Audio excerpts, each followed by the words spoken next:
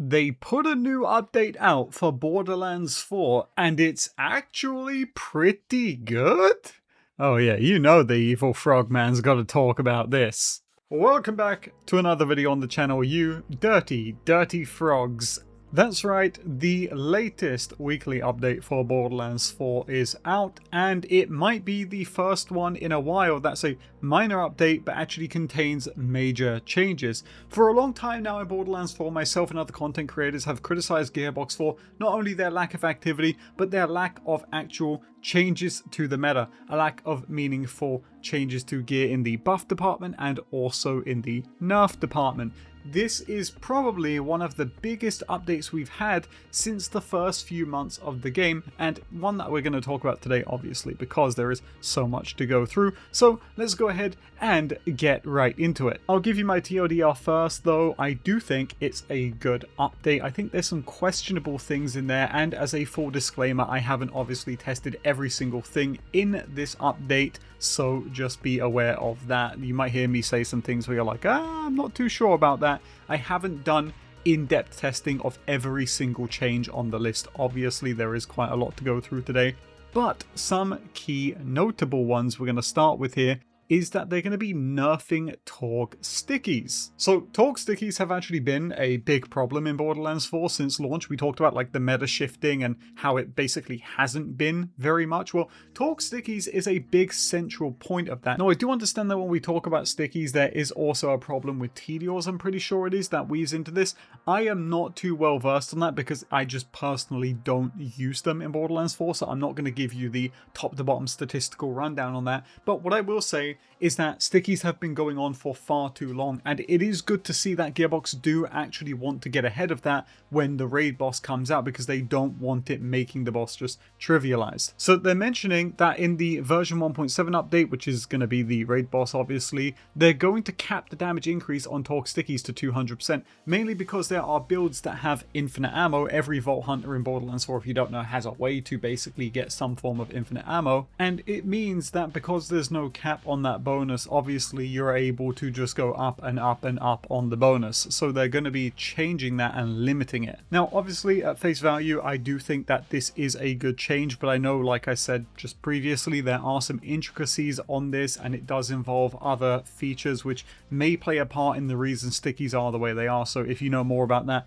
let me know in the comment section down below. But as a principle, I do like the idea of getting ahead of damage in the game like this, which basically just goes completely out of control and eclipses the power of bosses. This is something that Lil Gasmask has been talking about a lot, and it is obviously something that I do also care about. While a lot of my focus when it comes to feedback on the game is more so about content, overall game direction, I will say that, you know, balance is a very important part of it as well. And this is a very long overdue change, and a lot of the changes in this update are, and they should have been here months and months and months ago. Now, obviously, there's a conversation to be had about, is this too late? My answer is, yeah, I do think it's too late. But, I mean, sure, man, at least it's happening. I don't want to completely take their thunder away. Like, it's good that this is happening. Next up, I'll loop these into one big section here. The Story Pack 1 and also the Bounty Pack 2 DLCs have had some changes. Now, there are some pretty notable ones in here. The Unstable Core shotgun is a Torgue shotgun where, you know, you shoot an enemy and then you reload and it triggers a Nova based on the stickies on them, has had a fire rate increase of 50% and a 45% increased damage.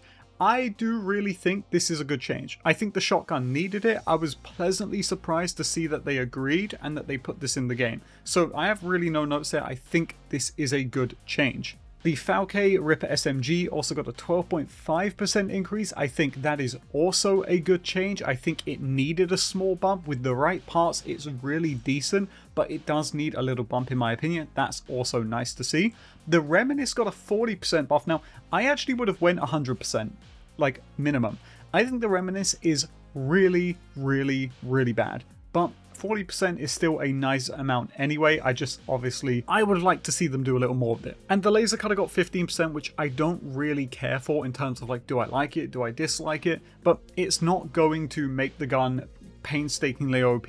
So overall, I'm cool with it. just a good set of changes here for Story Pack 1. Now, some pretty big changes here on the Legend of the Stone Demon. The Roulette Order Pistol had the damage reduced by 15% and the fire rate by 37.5 on the base, and the buff for the fire rate from the reload effect reduced by 75%.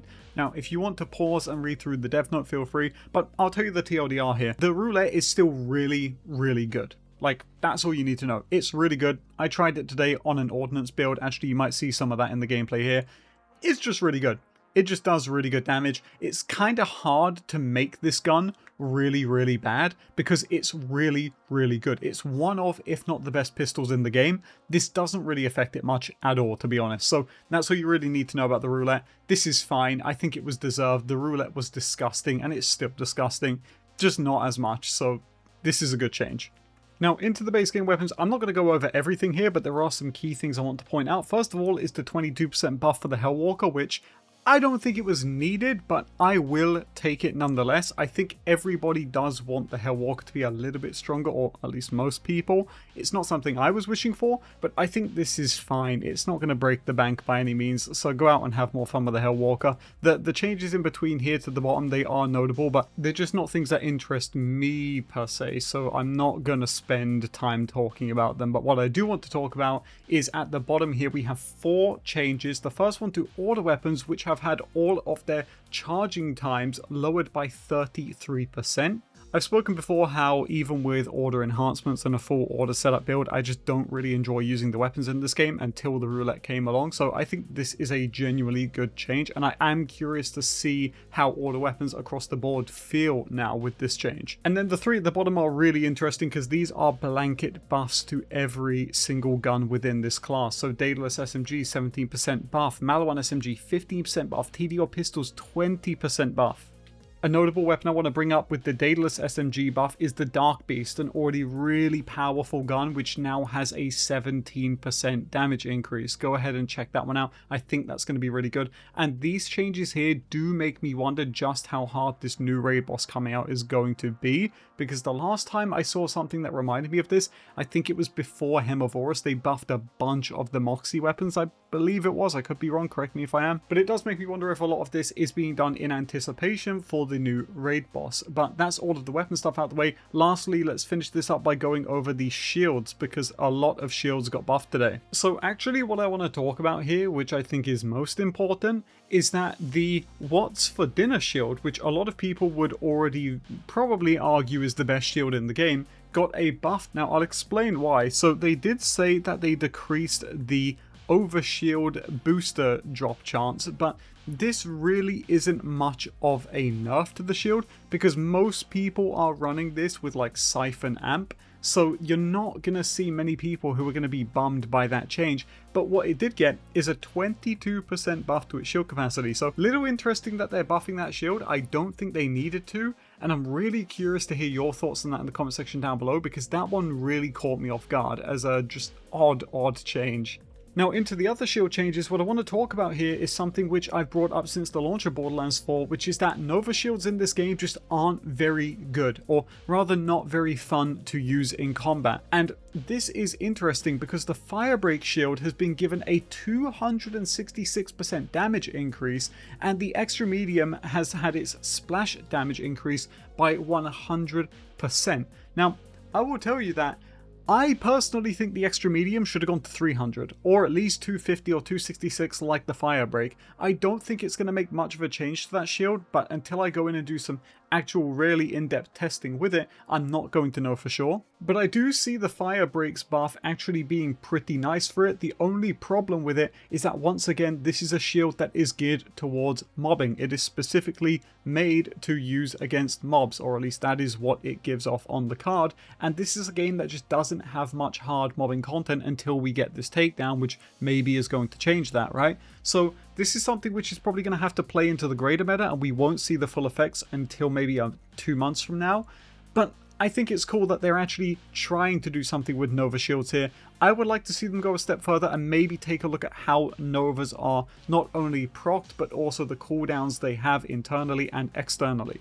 And now we have the Sparky shield, which got a 400% damage increase. This is a shield which is kind of like, if you remember in Borderlands 3, the rectifier, it's kind of like that, where, you know, while it's not full, it's going to be zapping nearby enemies. So this has had a 400% shock damage increase. Again, more of a mobbing focused shield in my opinion, but maybe it would be cool to do something on bossing with this. I just don't know if it's possible, especially because, as we know, Borderlands has major problems in BO4 with targeting stuff like vial crystals and more. I just don't know if it's going to work against those, and my honest wager would be absolutely not. So I don't know if this changes much for the Sparky shield. I think there's more of a fundamental problem there, and I don't know if this is going to fix that. And now the last thing I want to talk about in here, just before we end today's video, is that the protein cell received a buff to its shield capacity, and the regeneration scaling also got a nice buff. But this isn't the problem with the protein cell. So the protein cell is a really good shield. The problem with it is when you trigger its special effect,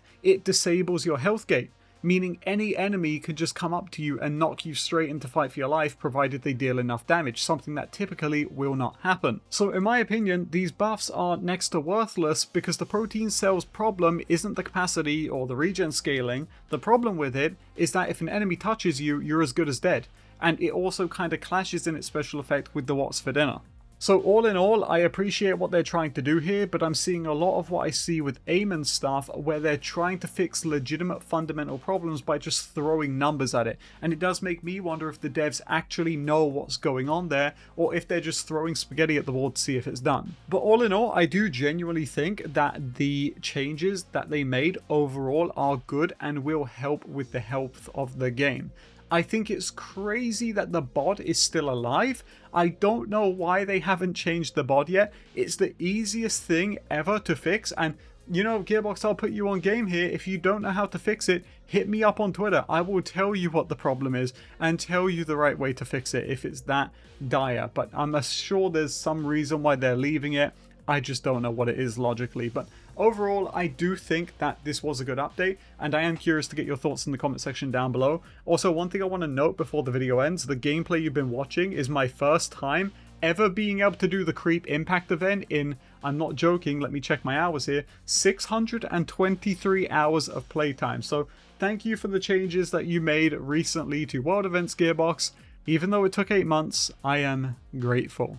So anyway, that's going to do it for this video. If you enjoyed it, please leave a like on it, because it does help in the YouTube algorithm, and a comment as well if you could. That would be great. And also, if you're not subbed to the channel, maybe if you want to go 3 for 3, that would be great also. Guys, thank you so much for watching. This little evil frog will check you in the next one.